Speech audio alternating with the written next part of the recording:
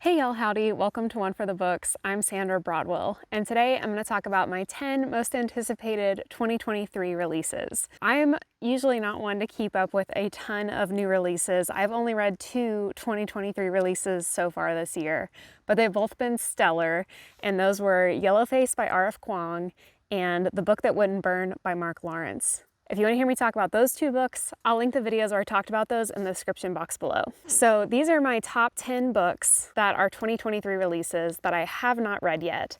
And I came up with quite an extensive list, so it was a little hard to narrow it down to just 10. But I decided that I was not going to include any sequels on this list or books that were in the middle of a series. And so these are either the first books in a brand new series or a new standalone novel. And I have divided these up by genre, so I have some fantasy, horror, and sci-fi recommendations.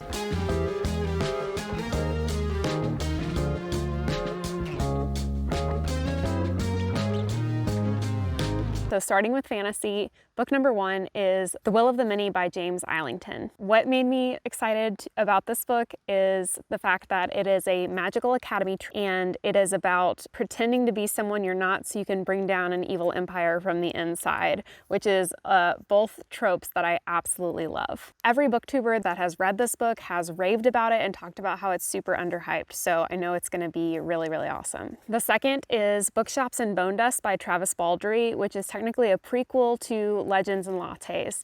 I read Legends and Lattes last year and I was super stoked on it, really enjoyed that, and this one is supposed to be just as good. So even though it's technically part of a series, you don't have to have read Legends and Lattes to enjoy Bookshops and Bone Dust. Number 3 is The Adventures of Amina al-Sirafi by Shannon Chakraborty. And this book is about a retired lady pirate who is apparently legendary, and she gets her crew back together for one last gig. I've heard tons of people raving about how great this book was, and it's the start of a brand new trilogy, so I'm super excited to give that one a go. Number 4 is Tress of the Emerald Sea by Brandon Sanderson. This was his first secret project that came out in January, and it has been by far the most well received of the new releases that Brandon Sanderson has put out this year.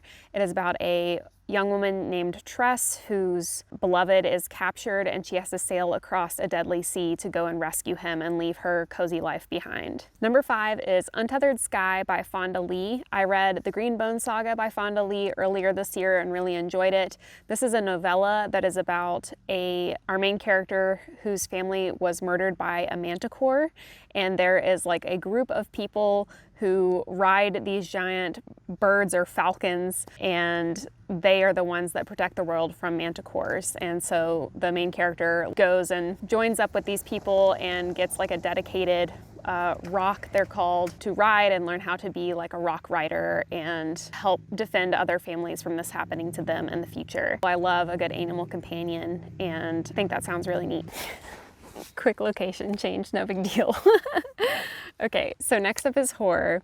And for horror, book number 6 is going to be The Starling House by Alex E. Harrow. I read The Once and Future Witches and The 10,000 Doors of January. I absolutely love Alex E. Harrow's style of writing, and I think I would probably love anything that she writes, but The Starling House is a gothic haunted house sort of tale, and that sounds really fun. Number 7 is Lone Women by Victor LaValle. This is about a homesteading woman who goes to Montana. She's trying to escape her dark past, and she carries around this mysterious trunk that she refuses to open. So it's kind of a creepy what's in the box sort of tale. Number 8 is Silver Nitrate by Silvia Moreno-Garcia. I've actually never read anything by Silvia Moreno-Garcia, but so many of her books sound great to me, and this one is about like a haunted lost film, a curse, secret powers, and Nazi occultism. So that all sounds great. And then my last 2 recommendations are sci-fi. So number 9 is Chain Gang All-Stars by Nana Kwame Ajayi-Brenyah. Hopefully I said that correctly. This is a sapphic dystopian story about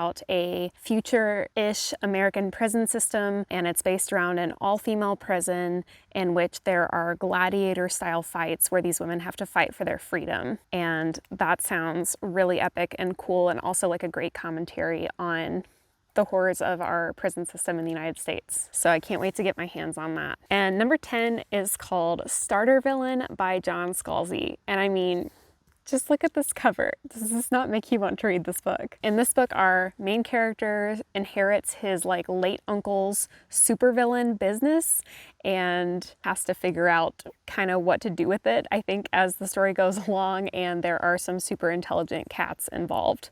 So that just sounds like a great time. Like I said, there's a ton more new releases in 2023 that sound really, really good, but these are just my top 10, not including any sequels. And I have no idea when I'm going to get around to reading these, but I am super excited to have them on my TBR and read them eventually. So hopefully I inspired you to also add them to your TBR. That's it for this video, so thank you so much for watching. As always, be kind, read books, and hit the subscribe button below for more bookish content to come. I'll see you next time.